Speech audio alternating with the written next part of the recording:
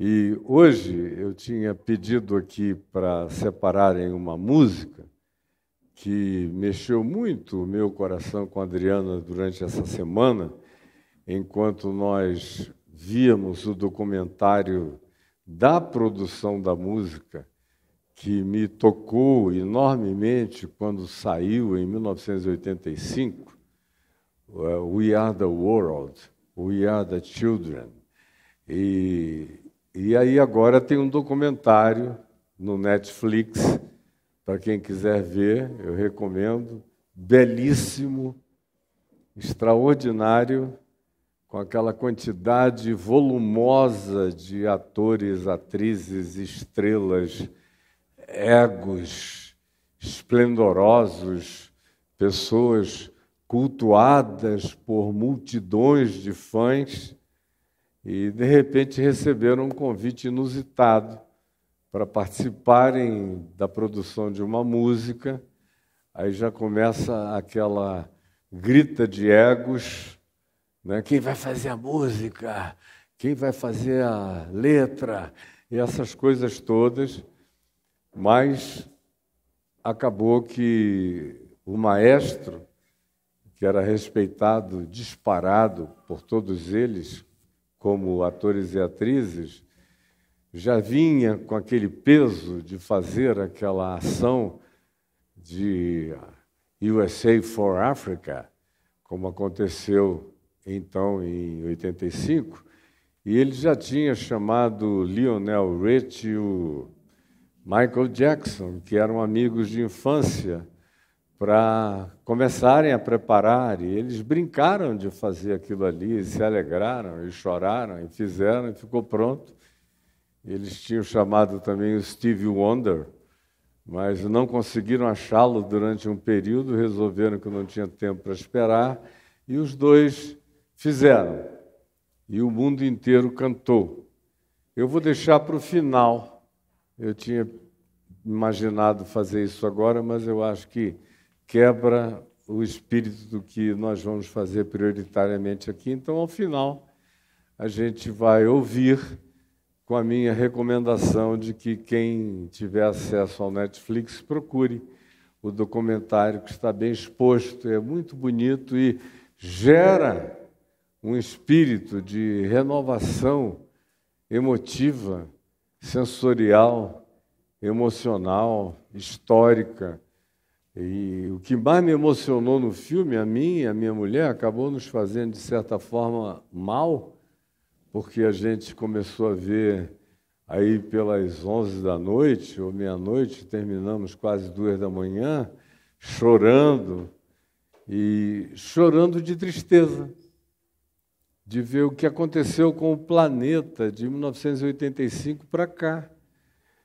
E olha que em 85 a gente já estava vindo de bagaças indescritíveis planetárias, mas a sensibilidade humana, e eu que estava ativo numa quantidade enorme de atividades desde o início dos anos 70, 85 eu estava vivendo no auge de muitas coisas que ficaram ainda maiores nos anos 90, mas eu me lembro da resposta das pessoas e comparo com a não resposta, com o cinismo, com a indiferença, com a brutalidade, com a ogrice, com a tosquice, com a dessensibilização do que veio a acontecer com a espécie humana no planeta inteiro.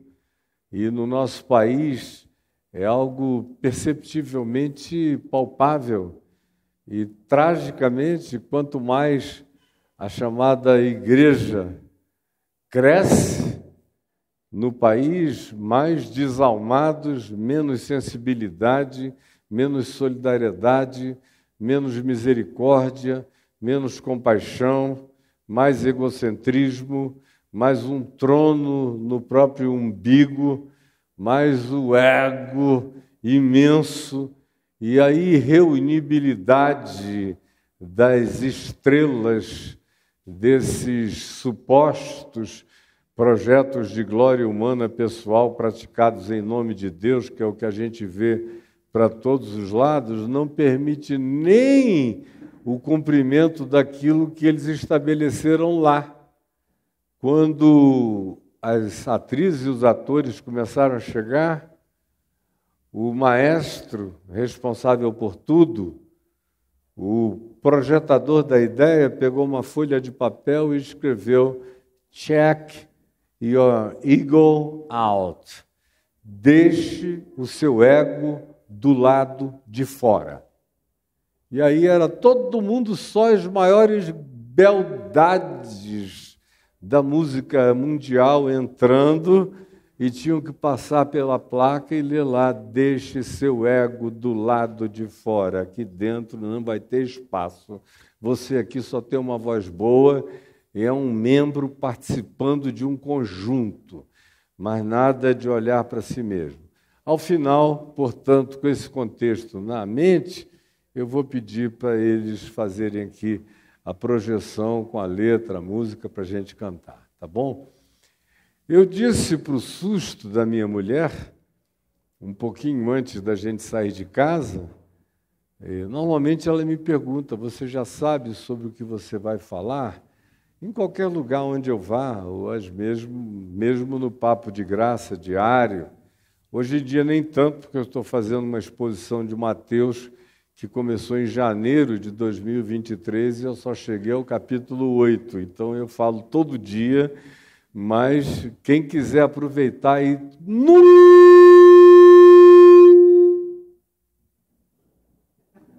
nunca mais na vida dizer que não teve chance de entender o Evangelho, porque você não tem desculpa nunca mais na vida, e está gravado lá no tal de YouTube, para quem quiser ir ver. E eu tenho amigos irreligiosos que eram ateus ou são, ou agnósticos, de grupos os mais diferentes, que estão assistindo todo dia e tendo experiências com Deus, com a percepção de Jesus, com a oração, com a espiritualidade. Gente que vocês não poderiam nem imaginar. Agora, eu não vou fazer vocês passarem essa vergonha aqui, de perguntar quem é que está assistindo todo dia essa exposição de Mateus, que fica gravada lá, porque eu não quero que ninguém fique envergonhado publicamente aqui, porque eu já sei o resultado. Aliás, é o último lugar onde um profeta é honrado, é na sua terra. É onde ele está, é entre os seus, é entre a sua família, é em Nazaré, onde todo mundo diz: eu encontro a hora que eu quiser. E aí vai ficando para trás, assumem um delay extraordinário, e o gap que se estabelece entre essas pessoas de Nazaré, do lugar onde Jesus foi criado, e algumas outras de longe, o centurião de Cafarnaum, que não sabia de nada e deixou Jesus perplexo, a Ciro-Fenícia, que deixou Jesus perplexo, todo mundo que tinha tudo para não ser, era quem se tornava. E todo mundo que tinha tudo para ser, era quem nunca se transformava no que poderia alcançar. E é, infelizmente, um parâmetro de natureza psíquico-arquetípica que se manifesta constantemente em todos os ambientes, em todos os lugares. Mas voltando a Adriana, eu virei para ela e falei: eu acho que eu vou continuar pregando exatamente ainda em João 13. Aí eu vi que ela ficou surpresa, ela falou: mas você já não falou esse tempo todo? Eu falei: mas não disse ainda o que eu quero dizer em algumas coisas. Na realidade, se eu fosse dizer o que eu quero dizer, a gente ia passar o resto do ano, porque tem tanta coisa, meu Deus, que se você abrir um pouquinho, você olha e o mundo inteiro se abre para você. E abre de percepções, de compreensões, de luzes, de clarevidências espirituais, de iluminação do espírito, de revelação para o coração. Então, hoje é o 5º domingo seguido em que eu falo em João, no capítulo 13. No primeiro dia, eu falei o óbvio da narrativa, que foi Jesus se despindo e lavando os pés dos seus discípulos e, ao final, perguntando: compreendeis o que eu vos fiz? E mandando que, assim como ele, que era o Senhor e o Mestre, e ele de fato o era, ele disse: eu o sou, se eu fiz assim com vocês, vocês devem fazer isto uns aos outros, porque não tem ninguém que ande na estrada da existência e não suje os pés. Então, cuidem-se uns dos outros com carinho. E um monte de outras coisas a mais. No segundo dia, segundo domingo, eu voltei recorrentemente ao mesmo tema para dar ênfase no fato de que, naquele mesmo contexto, quando Jesus se aproximou de Pedro para lavar os pés dele, Pedro disse: não, o meu não. Aí Jesus disse: se eu não te lavar, tu não tens parte comigo. Aí ele disse: então não só os pés, mas também a cabeça, os braços, a mão, lava tudo, banho completo, aquela história inteira. E Jesus disse: não, quem já está limpo não precisa de lavar senão somente os pés. Vós já estáis limpos pela palavra que eu vos tenho falado. E aí Pedro, na insistência anterior dele, de querer saber por que Jesus estava lavando os pés, e especialmente os dele, aí Jesus disse: o que eu faço, tu não sabes agora, compreendê-lo-ás depois. E eu falei extensivamente sobre o significado desse depois, e como esse depois não tem prazo. Ele pode ser uma coisa completamente imediata, a conclusão desse depois, como às vezes o depois toma a vida inteira. Ou, em outras ocasiões, a gente só vai saber o significado do depois após esta existência. E que isso nos explica significativamente a filosofia de Jesus sobre como a gente deve lidar com as coisas que a gente não alcança, não percebeu, que estão para além de nós, que a gente não atingiu. E expliquei com uma quantidade enorme de outras nuances. Aí, no terceiro domingo daquela mesma sequência, eu falei sobre o significado de que Jesus só estava também nos informando que aquilo tudo para o que ele nos estava convidando a ser, a viver, a praticar, a exemplificar, a encarnar, só seria possível a partir do gerador, do propeller, do propulsor, do amor, tendo amado. E aí isso tudo começa a ser possível. No domingo passado eu expliquei um pouco sobre diversas formas de amar, para tirar da cabeça uma confusão enorme sobre essas variadas ideias de amor, que na língua portuguesa todas são escritas com a palavra amor, mas a palavra amor na língua portuguesa acaba definindo significados do que se apelidou de amor, que de fato é anti-amor, é anti-vida, é anti-paz, é anti-violência, é anti-muita coisa. E aí eu lhes expliquei como no grego há uma variedade grande de palavras para designar amor, desde o amor erótico, o amor de DNA, de gene, um é o eros, o outro é o storge. Falei sobre o amor fraterno e o significado dele, e do que ele é feito, do que ele é composto, da evolução dele, que também evoca um outro tipo de amor, que é o amor ágape, para ser praticado, uma relação de fraternidade que perdure vai ter que implicar em muitas ocasiões, situações de perdão, de reavaliação no nosso coração do significado do outro, e quando ele é uma pessoa boa, do bem, generosa, quebrantada, arrependida e humana, existe sempre possibilidade de renovação e continuidade. Eu disse a vocês que, por exemplo, eu tenho a alegria de praticamente não ter perdido nenhum amigo que quis ser meu amigo desde que eu sou criança.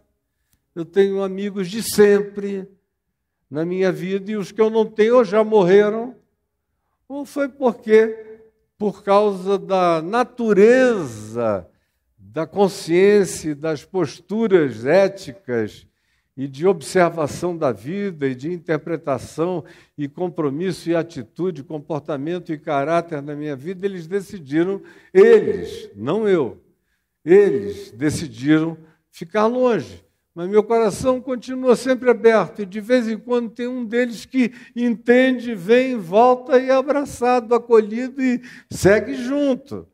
E eu concluí algumas coisas a respeito disso no domingo passado, para quem estava aqui, para quem não estava, está tudo lá no YouTube. Toda quarta-feira, o que é falado aqui domingo vai para o YouTube na quarta-feira à noite. E hoje eu falei para minha mulher que eu queria falar sobre a palavra com a qual esse capítulo 13 de João inicia, dizendo: ora, antes da festa da Páscoa, sabendo Jesus,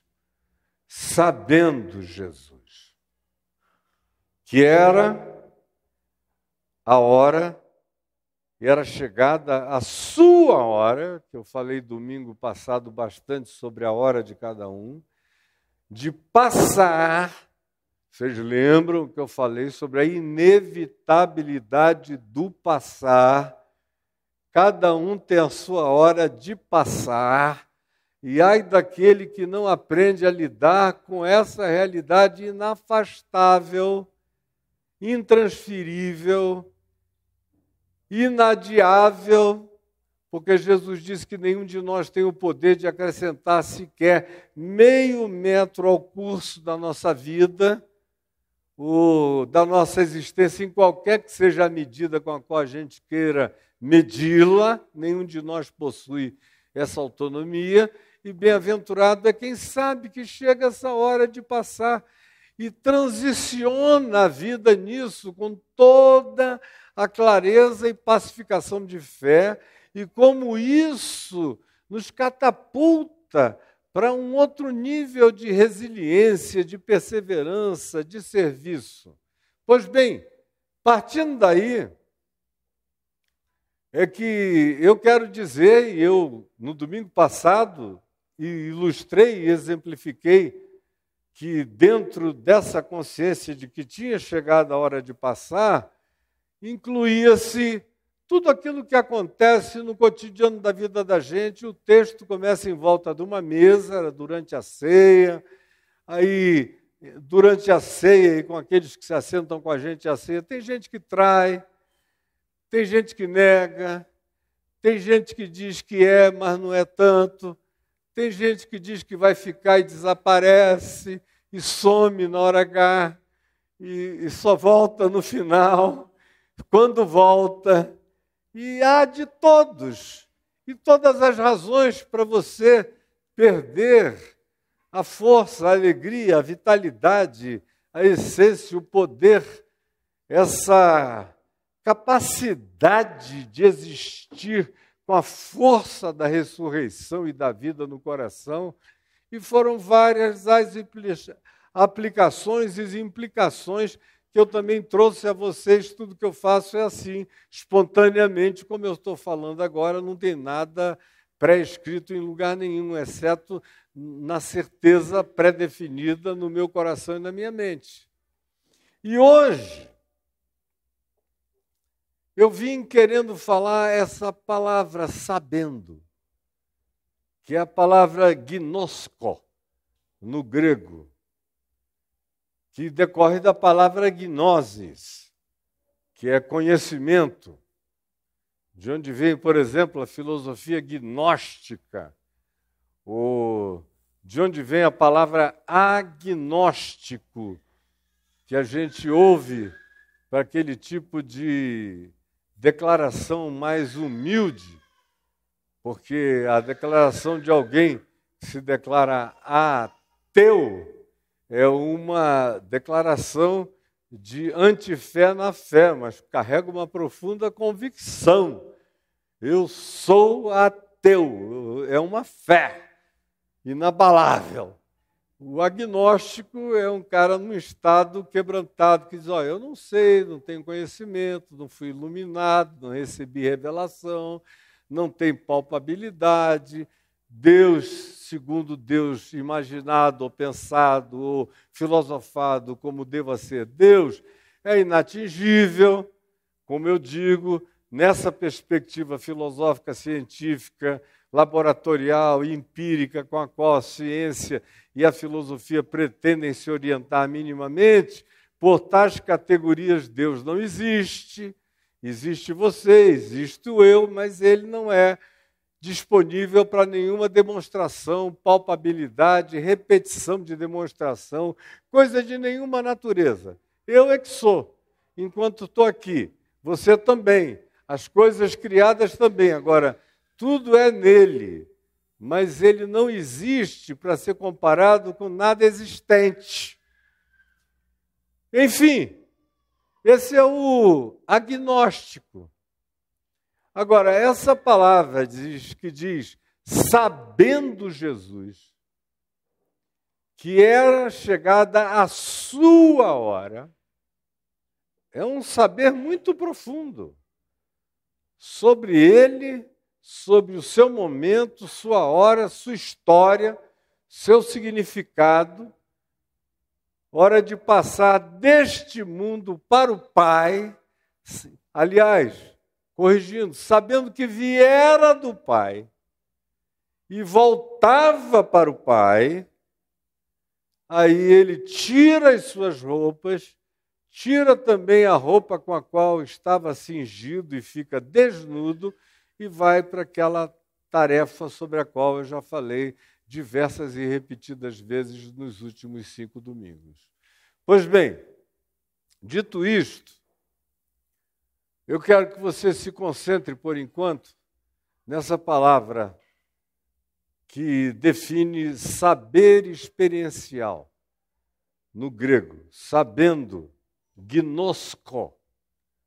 É um saber palpável, tangível, saber com prova.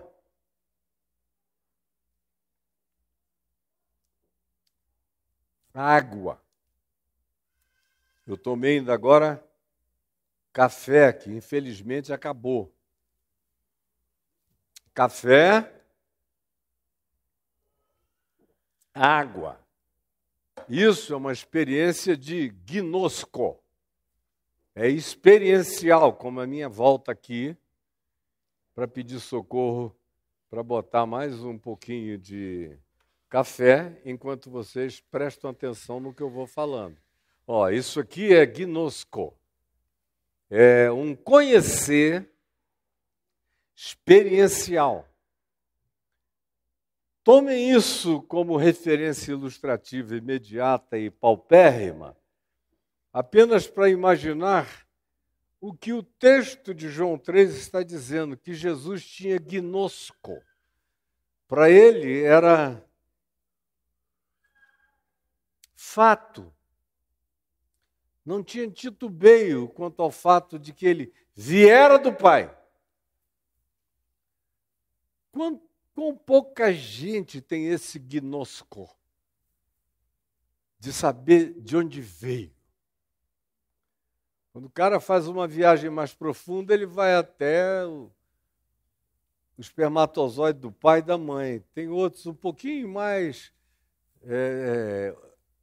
geneticamente semi-metafísicos que fazem aquele exame para saber a ancestralidade, para descobrir. Tem gente um pouco mais curiosa que aí quer saber que genes primitivíssimos podem estar presentes nele. Aí vão descobrindo que são parentes de neandertais, de australopithecus, ou do Homo florenses, lá da Itália, ou de qualquer outro lugar, do Homo do Carmelos, ou de qualquer... Tem tantos hominídeos que nos precederam no espaço-tempo, com os quais o Homo sapiens cruzou e que deixaram resíduos genéticos da sua presença na gente, que nós não temos a menor ideia da variedade do que nos compõe.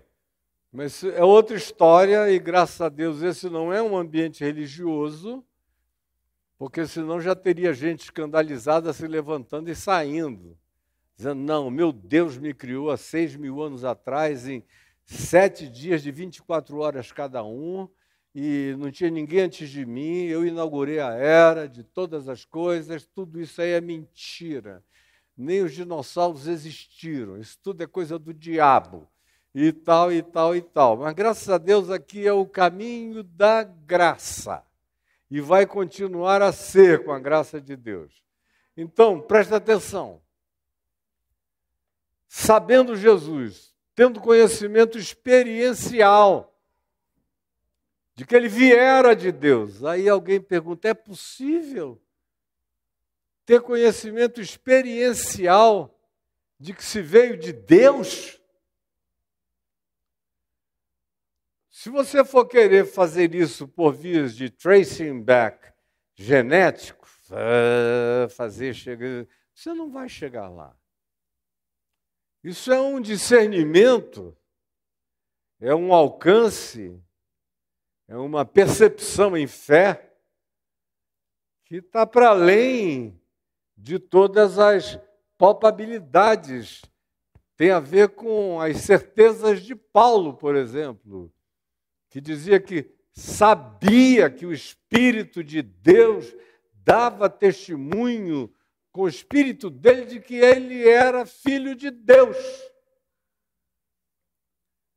Isso não é uma mensuração genética ou de nenhuma natureza, nem as tradições religiosas, como era o caso dos judeus que se enganavam, dizendo a gente tem a genética de Abraão, logo somos de Deus. É uma conclusão estapafúrdia que não produz nenhuma pacificação, nenhuma calma na mente, nem pacificação ao coração. Sabendo Jesus que viera de Deus. Em relação a você e ao significado da sua vida, o que você sabe de fato, sem titubeio, de maneira enraizadamente assentada em você, definitiva, acerca de onde você veio. Por que eu estou perguntando isso? Porque eu sei que, do ponto de vista de uma pergunta catequética, a maioria de vocês iria ser doutrinariamente correto, ele dizer, Caio, eu vim de Deus. Só que eu estou há meio século ouvindo gente aos milhares, eu sei que isso não significa nada. Na hora que um dedo dói um pouco mais, ou que aparece um buraco no calcânio, ou que se faz um exame e aparece um furo estranho no pulmão, ou se você faz uma colonoscopia e acusa-se algo que pareça com um câncer no seu intestino, na mesma hora, todas as suas declarações catequéticas, a sua fé, tudo isso vai embora. Você já não tem mais certeza, no máximo Deus serve para você indagar. Por que, Senhor? No início. Para depois você dizer que, Senhor, coisa nenhuma, e você vai cada vez piorando mais na sua convicção de que Deus não é. Porque se você fosse dele, tivesse vindo dele, e tivesse relação com ele, e ele tivesse carinho e amor por você, nada disso te aconteceria. Foi a mentira que te contaram. E que a religião conta para quase todo mundo. E que cria esse grupo de eleitos supremacistas separados da dor da terra, da angústia humana, que é uma coisa horrorosa. E cria essa multidão de pessoas sem raiz, sem resiliência, sem resistência, sem coragem para enfrentamento, porque não sabem de onde vieram. Sabendo, tendo gnosco, esse conhecimento experiencial de que ele viera de Deus. Vocês não podem imaginar a diferença que isso faz na existência humana. Olha aqui para mim. Vocês não podem imaginar a diferença que isso faz na existência humana. Eu sei a partir da minha. Eu sei de onde eu vim, e não tem poder nem no céu, nem na terra, nem debaixo da terra, que arranque isso de mim. Entrou, botou âncora nas entranhas mais inescrutáveis do meu ser, se ataviou, se vinculou, se fundiu na minha alma. Eu sei de onde eu vim. Isso me ancora em qualquer que seja a circunstância da vida. Eu sei de onde eu vim. Gnosco Jesus, sabendo Jesus que viera do Pai e voltava para o Pai, tendo amado os seus que estavam no mundo, amou-os até o fim. Vim do Pai, volto para o Pai. E eu estou vivendo aqui um interregno. Nós estamos vivendo o quê? Quem pode repetir comigo? O que que a gente está vivendo aqui? Um interregno. Eu sou um interregno na Terra. Você é um interregno. Agora, você veio do Pai e volta para o Pai. E aqui a gente está no meio do interregno. Onde o significado do interregno só é alcançado se eu praticar o interregno com amor. Amar os meus e amar o mundo. E amar os que Deus ama. E me dispor a ficar em estado de nudez, me mostrar absolutamente humano e servir o outro com a minha humanidade mais sincera, para que tenha significado, tenha verdade, tenha valor e produza o fruto para o que esse tipo de ação foi determinada. Compreendestes o que eu vos fiz, assim como eu fiz, façais vós também. Agora, esse interregno, cara, sem amor, é uma bosta. Desculpe a expressão. Deu vontade de dizer, não vale a pena, é uma porcaria, é insignificante, mas infelizmente é uma bosta, que é aquilo no que a maioria existe. Dúvidas, angústias, porquês, os mais variados. E uma das situações interessantes que você lê na continuidade do texto é que o traidor está presente. Jesus diz, um de vós vai me trair. O diabo entrou em Judas e Jesus deixa Judas participar da ceia. Aliás, é o primeiro a ser servido a Judas. Naquela ceia, faz parte. Aí logo depois vem Pedro e diz, tem alguém aqui que vai trair, é? Pois eu quero te garantir o seguinte, Jesus, está escrito aí na sequência.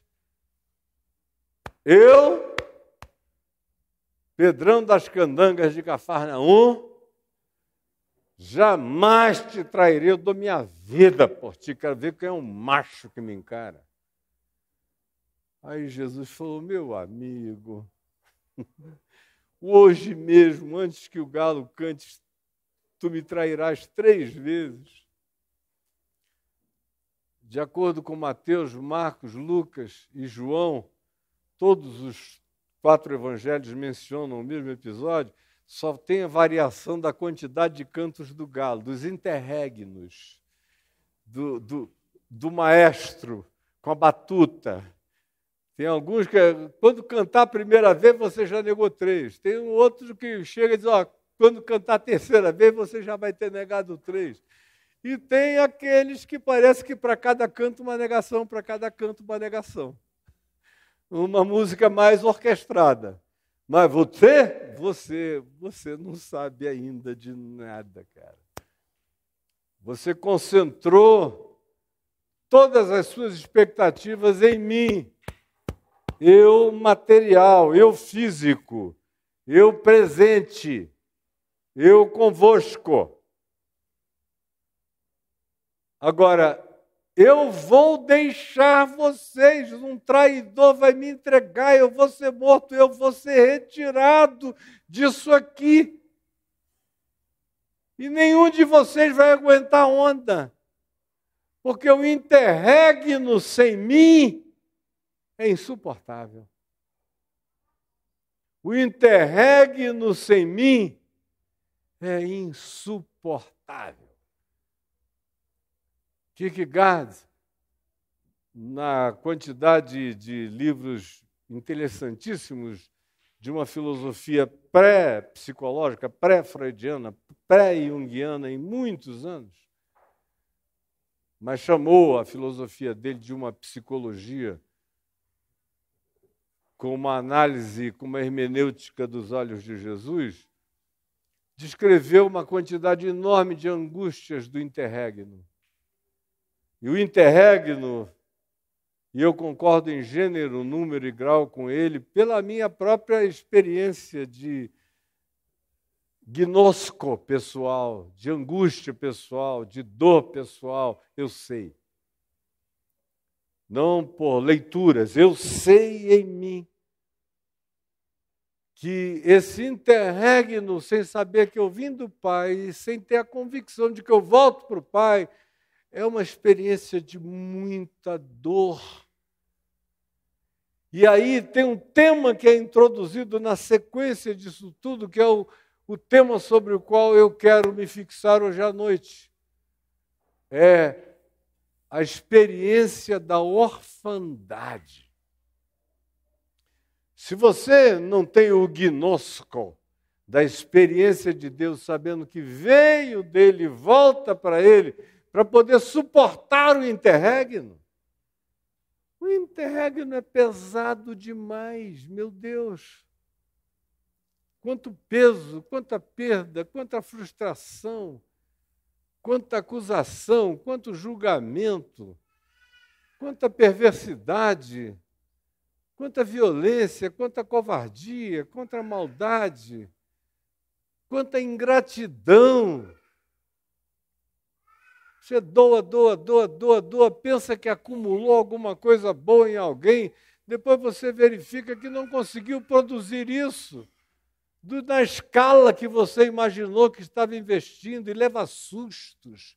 Sustos fora, sustos próximos, sustos distantes, sustos dentro de casa, susto dos filhos, sustos de netos, susto de pai, de mãe, susto que você não imaginaria que dali viria para você. O interregno é cheio de susto.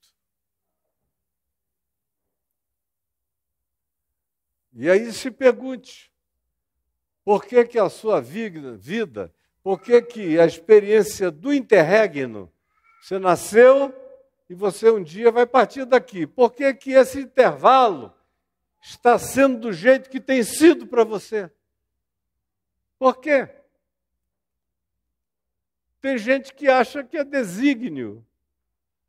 Não, eu nasci assim, vou viver assim, vou morrer assim. Sempre Gabriela no cacete, na paulada, no sal, por aí. Tem gente que aceita outras carnificações, outras doutrinações de fatalismo para a vida. E tem outros que fazem outros tipos de evasão.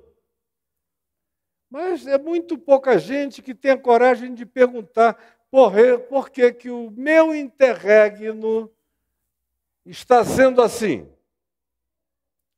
Que começa com a pergunta: de fato eu sei de onde eu vim e o que eu significo no interregno até eu ir para onde eu vou para sempre? Porque o sentimento predominante desse estágio, desse interregno, é a orfandade, em todos os sentidos. No deles, no texto, que a orfandade de Jesus, para quem conviveu com ele tão intensamente, deve ter sido um negócio abismal. Eu não sou mulher, eu nunca dei à luz a um filho, eu nunca fiquei 9 meses com peso e, de repente, pari e fiquei com aquele ventre vazio. Mas eu sou pai, sou avô, eu e minha mulher conhecemos a síndrome do ninho vazio, algumas outras coisas. Já tive uma quantidade enorme de perdas doloridíssimas. Não assim de que me tiraram um calo, arrancaram todos os dentes num único dia. Estou falando não é arrancar um braço, nem 2, é arrancar a tua alma. Bah! Teu filho morreu. Sem anestesia, sem fórceps, sem... Bah! Se você não souber de onde você veio, para onde você vai, o que você está fazendo aqui, tem muita gente que pira. Como eu tive o pai de um amigo meu, que era meu companheiro, o pai dele milionário, dono da Honda e de uma quantidade enorme de outras grandes empresas da Zona Franca de Manaus, e o garoto, meu amigo, morreu num acidente de moto. A gente tinha acabado de conversar, ele saiu para pegar um vento, foi fazer uma volta, num retorno na frente do aeroporto de Manaus, vinha um caminhão em alta velocidade e o matou. E o pai, com aqueles milhões todos, veio a falecer há muito pouco tempo atrás, em Ipanema, ele era de Manaus, eu acompanhei em boa parte a vida dele, nunca conseguiu ficar livre daquele luto. E ele me dizia: eu queria ter a certeza que você tem, Caio. Você sabe que você veio de Deus e vai para Deus. Agora, eu não tenho certeza de nada. E não adiantava você chamá-lo para colocar o pé no vazio e surfar na fé e encontrar concreção na fé, porque a cabeça dele estava totalmente blindada pela necessidade de sofrer nesse interregno sem se perdoar, como se ele tivesse sido o assassino do filho dele, de tão profunda que ficou aquela dor, e como se qualquer alívio que ele se permitisse fosse uma negação da existência do filho para a vida dele. Isso durou uns 60 anos, 50 anos, 60 anos de dor na vida do cara. Tem gente que não aguenta, tem gente que tira a vida, tem gente que se entorpece, tem gente que se anestesia como pode, tem gente que se droga com drogas ilícitas e cada vez mais com drogas lícitas em grande profusão, porque não aguenta a dor. Dói. E aqui, quando eles começam a ver, Judas, será? Aí Jesus diz para Pedro, tu, hoje mesmo me negarás 3 vezes antes que o galo cante. Todos vocês vão se dispersar. Ferirei o pastor e as ovelhas serão dispersas. No mesmo texto é o que diz Marcos e é o que diz Mateus, designando para todos eles uma evasão brutal. Aí começa aquele buraco a crescer. É um rodamuinho, é um buraco negro. Tudo vai sendo sugado ali para dentro. Esperança nenhuma vai sobrevivendo. Uma orfandade perversa vai crescendo. Uma solidão, uma sensação de perda total. Toma conta deles. Isso é tão verdade, tão factual, que Jesus muda o tema, vocês notem, que a traição fica para lá, que a negação ele deixa de lado, o exemplo que ele já deu para cuidarmos uns aos outros, que é fundamental para o nosso cotidiano, para a continuidade de uma existência com significado, é servirmos uns aos outros, porque nenhum de nós se basta para lavar seus próprios pés e sair satisfeito, dizendo que coisa linda eu fiz na vida. Nenhum de nós se basta. Ele muda o tema. E ele introduz o tema da orfandade imediatamente. O pessoal vai ficando inquieto, aí termina o capítulo 13, vejam como começa o capítulo 14. Vocês têm Bíblia celularizada ou papelalizada, do jeito que quer, de qualquer modo é de celulose, seja no celular ou seja no papel, é de celulose. Você tem a sua célula biblau aí, por favor?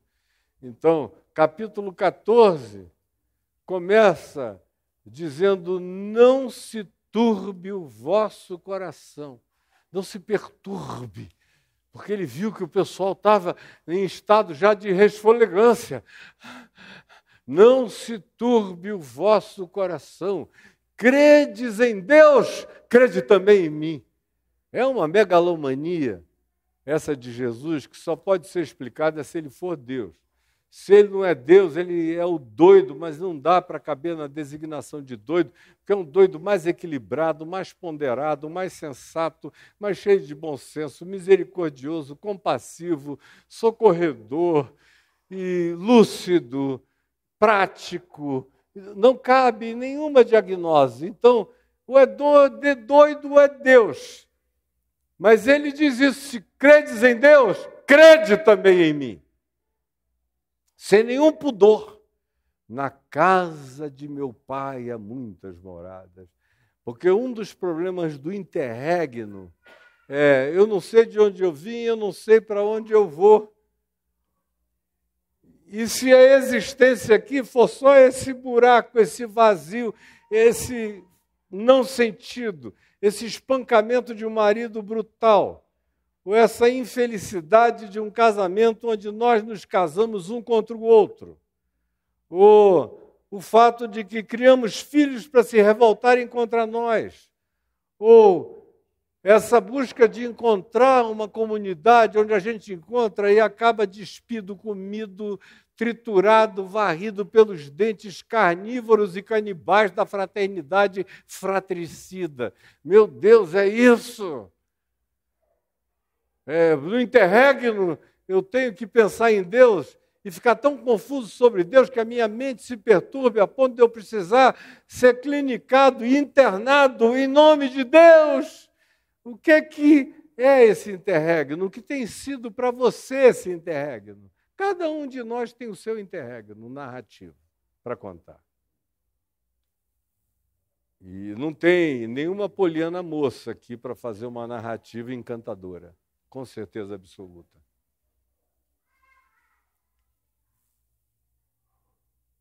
Sabendo que viera e que ia. E aqui, quando eles começam a ver que ele viera e chegou a hora de passar, o que acontece? A orfandade começa a se instalar. E a gente vive de orfandade em orfandade desde que nasceu. Você sai do ventre da mãe e fica órfão do útero, que era um lugar gostoso, aconchegante, quentinho, delicioso, meigo, acolhedor. Quando a mãe é boa e não está casada com um animal, né, que grita o dia inteiro do ouvido dela, espanca, bate. Tal. Em circunstâncias razoavelmente naturais e normais, o útero é um bom lugar. Aí,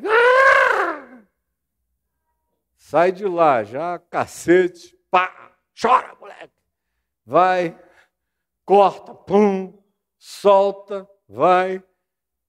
Se tiver uma icterícia, só vai mamar 24 horas depois, complicação para todo lado, frieza hospitalar, e frequentemente não tem mãe, não tem pai, não tem ninguém, tem uma avó que vai querer se transformar em mãe, ou tem alguém que vai tentar fazer alguma coisa para diminuir o agravo daquele ser humano, ou quando não seja assim, quando pelo menos as figuras parentais estejam por ali em ordem, mas a desordem relacional é tão grande que só Deus sabe a agonia com a qual crianças crescem sem poder dizer nada, falar nada, se manifestar, sofrendo tudo, com nervos expostos, sensibilíssimos da alma, absorvendo todo tipo de invasão perturbadora e de trauma e de angústia, e vão crescendo na perturbação, no tapa, no safanão, no vamos lá, no abandono, tudo é dever, tudo é correria, nada é explicado, é porque é assim que eu já falei, agora para com isso. E assim, nós vamos no interregno. Aí o cara se obriga a fazer determinadas coisas, tem que entrar em certas coisas, tem que atingir determinadas metas, tem que fazer certas conquistas, tem que trazer certos troféus. É uma quantidade enorme de deveres e de obrigações, de tensões, de estresses, de angústias, de demandas. Tem que conquistar, tem que fazer alguém se apaixonar, tem que pegar, tem que comer, tem que largar, tem que tudo. E é muita angústia nesse processo. Não se turbe o vosso coração. O que está turbando o teu coração hoje, nesse dia do teu interregno? A gente às vezes pensa, como eu já cheguei a pensar na vida, que depois da morte do meu filho Lucas, eu tinha ficado para além da orfandade, porque a gente fica órfão da morte de filhos também. A gente fica pensando que é só filho que fica órfão de pai, mas a filiação de um pai e de uma mãe em relação a um filho, a desfiliação, a partida, gera um vácuo de uma orfandade que não tem nome, não tem apelido psicológico dado pela nossa sociedade, mas é uma extirpação, é uma amputação indesignável de dor. Eu mudei aqui para Brasília com a minha mulher 3 meses depois que o meu filho Lucas tinha sido levado com amputação de braços, pernas, coração. Você fica todo furado de dor, não sabe nem se pôr em pé. Mudei 3 meses depois para cá e começamos o caminho da graça. E eu achei, depois de alguns anos, com uma dor amortecida, sabendo eu que eu viera de Deus e voltava para Deus e que Ele estava em Deus, fez tudo ser diferente para mim, tudo. E eu pensei que pela maturidade, pela experiência, pela fé, pela consciência, eu tinha já ido para além da possibilidade dessas dores amputacionais, dessa orfandade de membros arrancados da gente subitamente. Aí meu pai morreu, que era meu grande amigo. E eu tinha vivido longe dele desde os 26 anos, fisicamente. E eu me lembro que quando ele me telefonou e dizendo que ele ia ter que fazer 5 cirurgias numa só, e eu achei uma loucura, ele com 80 anos, eu falei, pai, não faz não. Faz uma, duas, essenciais, mas não mexe no resto. Não, o médico acha que é para fazer barba, cabelo e bigode, e eu também não estou afim de correr o risco disso, daquilo outro. Falei, pai, é muito. E eu não quis ir, eu fiquei esperando até a última hora. Quando chegou na véspera, ele me ligou e disse, Caio Fábio, meu filho, você vem ou não vem? Chega, me dilacerou todinho, eu aqui em Brasília, ele em Manaus. Aí eu peguei o avião cedo, no dia seguinte fui, sabendo que eu estava indo sepultar meu pai dentro de algum tempo. E o estado de negação psicológica foi tão grande que eu não levei paletó, gravata, roupa nenhuma de preparação fúnebre, quase só levei bermudas e calça jeans e camisinhas à vontade. Acabei 2 meses com ele dentro da UTI, durante cujo tempo ele morreu 13 vezes e voltou. E é uma história extraordinária. E até o dia da partida dele, ele partiu e me deixou, tipo quando Elias foi, deixou para trás uma capa para Eliseu vestir. Eu senti que foi exatamente isso que ele fez comigo. E não falei nada com ninguém. As minhas lágrimas eram de muita alegria pelo privilégio de ter sido filho daquele homem que viera de Deus e voltava para Deus. Eu sabia de tudo e ele também, e nós estávamos profundamente ataviados a essa convicção. Todavia, apesar disso tudo, eu ainda sentia esse sofrimento de orfandade. Eu era avô já de 4 netos àquela altura, mas estava órfão e senti a orfandade do meu pai, como eu senti 8 anos depois a orfandade da minha mãe já velho. Senti. Porque nesse interregno, por mais que você saiba de onde você veio e para onde você vai, você continua tendo todas as possibilidades sensoriais das experiências dos gnoskos, do conhecimento experiencial das coisas, para o bem, sabendo de onde você veio e para onde você vai, e para o mal, o fato de que, apesar de saber de tudo, mesmo sabendo de tudo, você é assolado pela sua relatividade, pelo vazio daquele instante. Agora imagina quem não sabe de nada disso, quem não tem nada disso. Não sabe de onde veio, não sabe para onde vai, não sabe o que está fazendo aqui, não sabe nem quem é aqui. A maioria das pessoas que procuram terapia estão procurando saber, não é de onde vieram nem para onde vão, estão querendo saber quem elas são aqui. A maior parte da angústia planetária é uma angústia de não significado de ser aqui. As pessoas querem tirar a vida, ou querem se anestesiar, ou beber até parar de sentir qualquer coisa, porque não suportam o interregno. Essa passagem aqui é insuportável para alguns. E para outros só se anestesiando muito. Aí vem Jesus no meio disso e nos diz palavras de uma singeleza que carrega, todavia, uma profundidade incomparável que ninguém jamais disse nem dirá igual, sendo tudo absolutamente para ele e para nós factual. Não se turbe o vosso coração, credes em Deus, crede também em mim. Na casa de meu pai, na casa do meu pai, repita comigo, na casa do meu pai, há muitas moradas. Uma das coisas angustiantes é não saber o que vai acontecer com a gente. Aí ele já diz, fica sossegado. Na casa do meu pai, Pedro, vocês que vão fugir e se esconder, vocês que ainda vão ter surpresas brutais com vocês mesmos, No meio de tudo que vocês não sabem ainda que virá, saibam pelo menos hoje uma coisa que define tudo. Na casa de meu Pai há muitas moradas. E tem para você. Tem para você. Eu estou aqui para te garantir, em nome de Jesus, que se tem para mim, tem para você também. Tem para todos nós. Na casa do meu Pai há muitas moradas. Aí você diz, é só isso? Meu amigo, isso é tudo.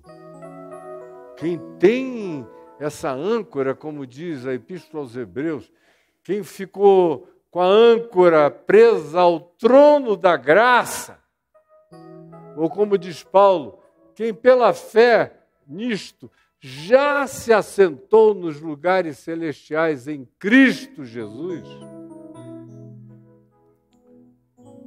está com todas as angústias existenciais resolvidas, elas não deixarão de vir, mas elas chegam só para serem reprocessadas no processador da eternidade. Na casa do meu Pai há muitas moradas. Se assim não fosse, eu vou-lo teria dito, mas eu vou preparar-vos lugar. E quando eu for e vos preparar lugar, eu voltarei e vos receberei para mim mesmo, não apenas na volta escatológica do Filho do Homem, mas na nossa ida para lá, porque ou ele está voltando para nós, ou a gente está indo para ele, no fim dá no mesmo. O negócio é ficar com ele, é encontrar com ele, é estar com ele, é entrar na morada que é minha. E é saber que eu posso viver nessa consciência dessa promessa inafastável, mesmo nos piores dias e abandonos desse interregno. Se assim não for, eu vou-lo teria dito, pois vou preparar-vos lugar, e quando eu for e vos preparar lugar, eu voltarei. E vos receberei para mim mesmo, para que onde eu estou, estejais vós também, e vós sabeis o caminho para onde eu vou. Então lhe disse Tomé, Senhor, não sabemos para onde vais, como saber o caminho? E Jesus lhe disse, eu sou o caminho, a verdade e a vida. Ninguém vem ao Pai senão por mim. O Pai já está em mim. Ninguém vem ao Pai senão por mim. Eu e o Pai somos um. Então Filipe lhe disse, Senhor, já que é assim, mostra-nos o Pai. Abre a cortina, Senhor, tira a cortina, mostra-nos o Pai, Pai, vamos tirar a cortina, mostra-nos o Pai, cadê você, Pai, Filipe querendo ver os bastidores, Pai, mostra-nos o Pai, então se é assim, isto nos basta. E Jesus lhe disse, Filipe, meu filho, há tanto tempo eu estou convosco e não me tendes conhecido. Quem me vê a mim, vê o Pai, como dizes tu, mostra-nos o Pai. Não crês que eu estou no Pai, que o Pai está em mim? As palavras que eu vos digo, não as digo por mim mesmo, mas o Pai que permanece em mim faz as suas obras. Crede-me que eu estou no Pai, que o Pai está em mim. Crede-me ao menos por causa das mesmas obras. Não vos deixarei órfãos, ele disse logo na sequência. Não vos deixarei. E aí ele diz, e convém-vos que eu vá. Essa é a parte mais chocante. Convém-vos que eu vá. Imagina Jesus dizendo, olha, é melhor para vocês se eu não ficar. Soa quase como uma autoblasfêmia. Né? O que é isso, Senhor? Aquele quadro do Jô Soares, não te menosprezes, mulher. Era mais ou menos isso que se teria que dizer a Jesus. Não te menosprezes, Senhor. Convém-vos que eu vá. Porque se eu não for, vocês vão ficar condicionados à espaço-temporalidade de que se eu estou aqui, eu não estou lá, e se eu estiver lá, eu não estou aqui. Convém-vos que eu vá, porque se eu for, eu vos me enviarei, eu enviarei o meu Espírito, que estará em todos vocês, vai habitar todos vocês. Espaço, tempo deixarão de ser fossos e impedimentos de separação.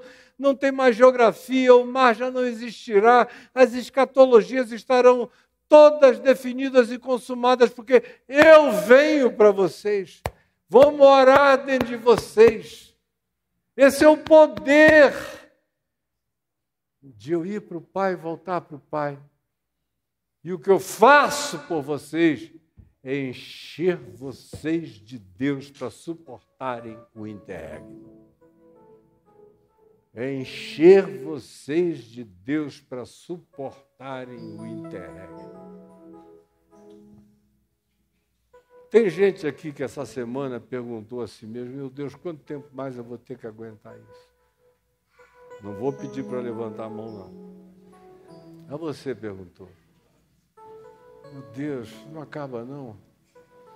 Eu só queria uma boa morte. Sim, não sofrer, mas sair daqui. O que não é nada antinatural. Quanto mais a existência vai ficando como ela vai se tornando, mais natural vai se tornando a quantidade enorme de pessoas que, pelo vazio total de significado do interregno, que não sabem de onde vieram, nem para onde vão, nem se há algo para ir, ou o que é a vida delas e quem elas são, esse vazio total de ser é insuportável. Aí você continua achando que o que eu vim dizer aqui era uma bobagemzinha? Olha, gente, preste atenção em mim. Quem entendeu o que eu estou dizendo aqui vai ter compreendido o significado da existência para o resto da sua vida. E vai poder fazer as aplicações disso existencialmente no ser que você é, nos desafios que você tem, no que você carrega. Vai ter discernimento para manter e coragem também para deixar. Vai ter sabedoria para construir e também a coragem de demolir. Vai saber que há tempo de abraçar e há tempo também de deixar de abraçar. Vai saber que há tempo de ganhar e há tempo de perder, há tempo para tudo, mas nada muda o fato de que eu vim do Pai e volto para o Pai. E o que quer que me aconteça aqui, me aumenta, me melhora, me traz resiliência, me dá perseverança, me enche de coragem, faz crescer a minha fé, me amadurece, me humaniza, me sensibiliza, se eu souber de onde vim, para onde eu vou. Se eu não souber de onde eu vim nem para onde eu vou, o interregno me desumaniza, me amargura, me infelicita, me enraivece, me enche de autovitimização, de depressão angustiosa, de desânimo absoluto quanto a viver, me torna cínico.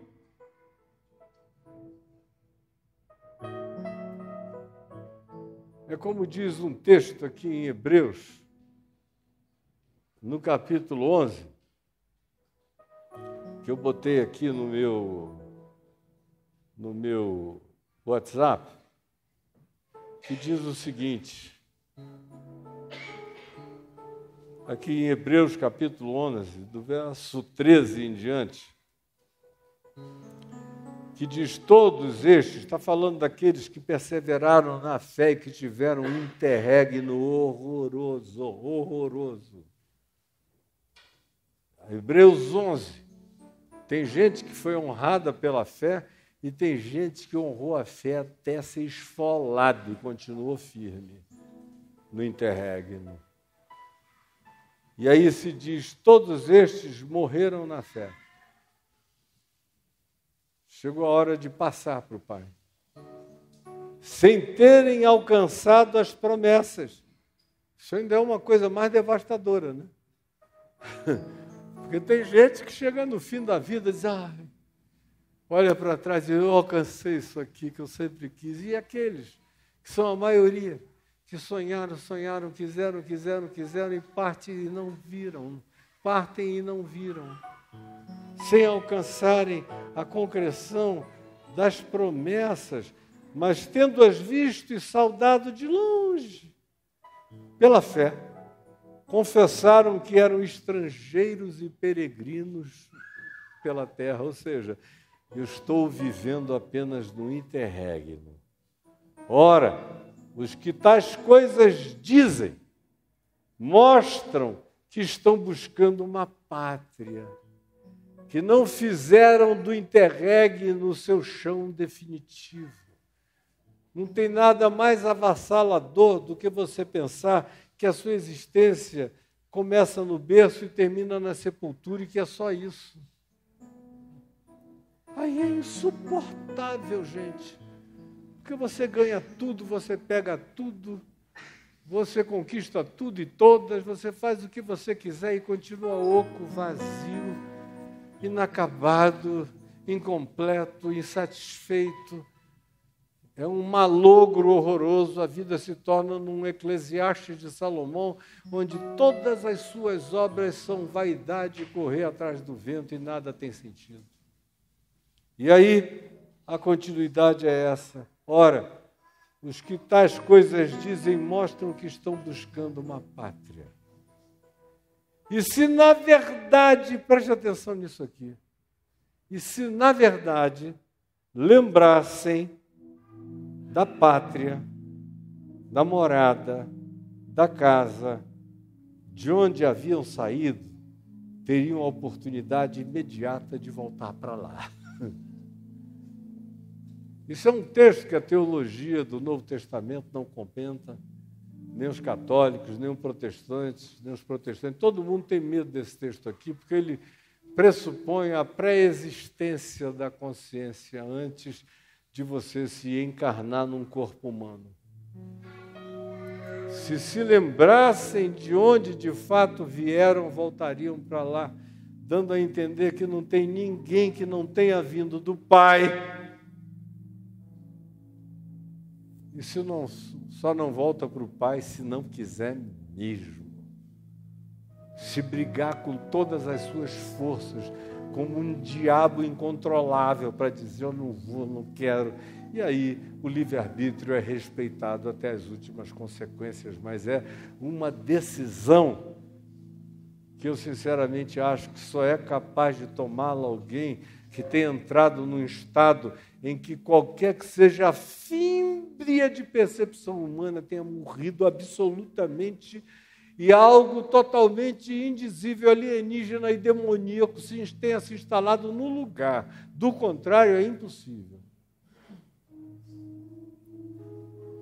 Porque todo mundo intui que veio de algum lugar e que vai voltar para algum lugar, por mais ignorante que seja, por menos gnosco com Deus que possua, com menos experiência de Deus que leve, que carrega. Ora, tais coisas dizem, os que tais coisas dizem, confessam, mostram que estão buscando uma pátria e se na verdade se lembrassem daquela de onde vieram, voltariam imediatamente para ela.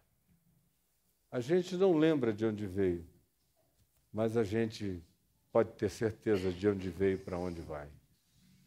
Não se turbe o vosso coração.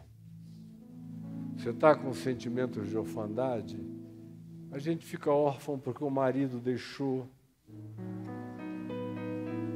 Você usou uma aliança no dedo, que a minha e da Adriana é exagerada, é superlativa, esse monte de alianças.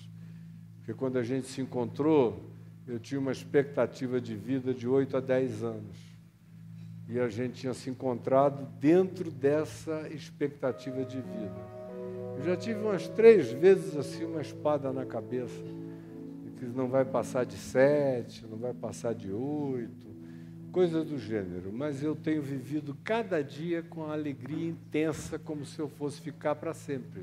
Embora eu queira ir na hora que o Senhor me chamar, vai ser a maior alegria da minha vida. Mas aí, como eu iria viver pouco, e a gente queria fazer 25 anos de casados, pelo menos, apaixonados, a gente comemorou e definiu que para cada 3 anos de vida conjugal a gente acrescentaria uma aliança. Aí a gente foi acrescentando, até que eu perdi eu não tenho mais carpo nem metacarpo para botar mais aliança aqui, nem ela. E aí agora, nessa brincadeira de só ter 8 anos, a gente vai fazer 25. Se der mole, a gente vai mais longe, mais distante. Eu tenho um filho na fé que diz, não, antes de 100 você não vai partir. Quanto mais dizem que eu tenho pouco tempo, mais tempo eu ganho. E justamente porque para mim tanto faz, eu sei de onde vim, eu sei para onde vai, a minha orfandade cada dia está lotada do Espírito Santo, me enchendo de um significado enorme, que não tira de mim o poder de ter tristeza, de sofrer, de olhar a dor, de me compadecer, de me identificar, de me solidarizar, de me humanizar. Tudo isso está presente, só não tem nenhum desespero de dessignificação de existir. Que é a coisa mais valiosa e poderosa, é não carregar essa orfandade. E quando você estiver naqueles dias tristes, ouça essa palavra, eu não vos deixarei órfãos. Convém-vos que eu vá, convém-vos que eu vá. Tem hora de passar para todo mundo e para vocês também, e a minha chegou agora. E é melhor para vocês que eu vá, porque no meu caso, se eu for, eu vou entrar, eu vou me manifestar, eu vou selar, eu vou batizar, eu vou morar, eu vou fazer residência absoluta em cada um de vocês. Como a gente lê mais adiante, aqui no capítulo 14, num texto de uma beleza extraordinária, não vos deixarei órfãos, voltarei para vós outros. Aí ele diz, vocês ainda vão ter tanta alegria no fato de que eu fui e voltei para vocês.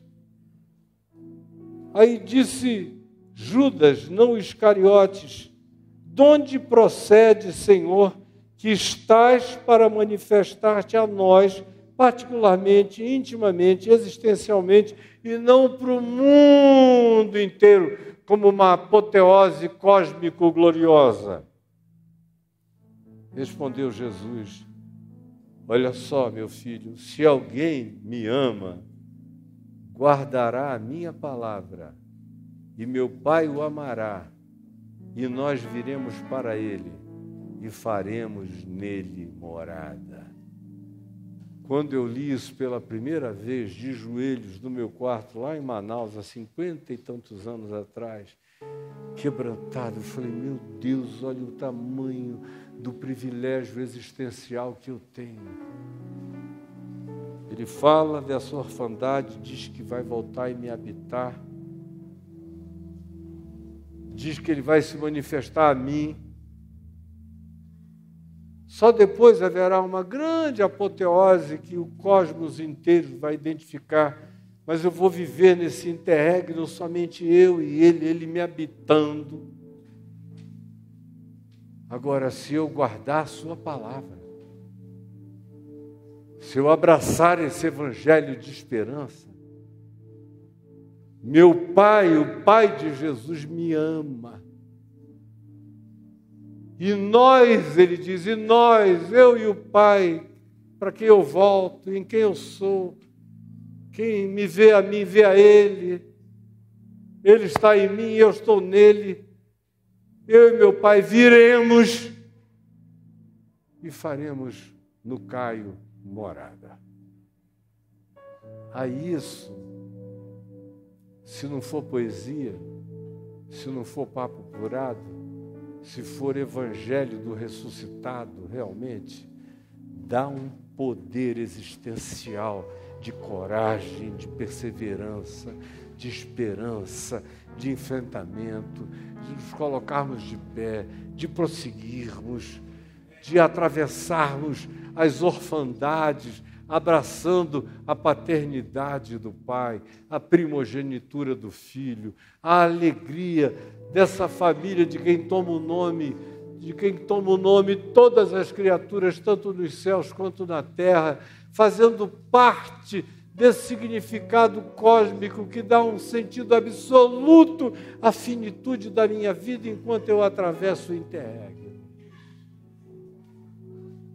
Agora, vocês vão me ver atravessar esse interregno até eu partir. Mas no dia que eu partir, fiquem sabendo que vocês conheceram um cara que atravessou o interregno com a alegria do Espírito Santo morando no coração dele. Habitado pelo Pai, habitado por Jesus, sem orfandade, ocupado, plenificado, tomado, humano, com todas as identificações humanas, das dores necessárias para a gente melhorar, ao mesmo tempo que com todas as transcendências que fazem a gente absorver todas as naturezas e a naturalidade da dor, da existência do interregno, como parte de um processo que coroa a nossa vida num significado poderoso, que nos torna aptos para experimentarmos todas as coisas e permanecermos inabaláveis. Vamos ficar em pé e vamos orar.